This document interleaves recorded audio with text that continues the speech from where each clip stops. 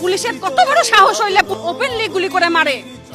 হ্যাঁ, পুলিশ কি কার টাকায় চলে? পুলিশ এইটা ছাড়তে পারলে ছাড়বেন, টাকার টাকায় চলে। তুমি চলো ভাতারের খাও, নাঙ্গের গান গাও, চলো পাবলিকের টাকায়, আর সরকারের কথায় চলো। আইন ভাবে সরকারের আইন যেটা সেটা নিয়ে চলো। বেআইনি ভাবে তোমাকে কে এত সাহস দিছে একটা মায়ের সন্তানকে গুলি করে মারার? ফেরত দানো, সেই সন্তানকে ফেরত দেন, আমার সন্তানকে ফেরত দেন। দেখি কত বড় সাহস।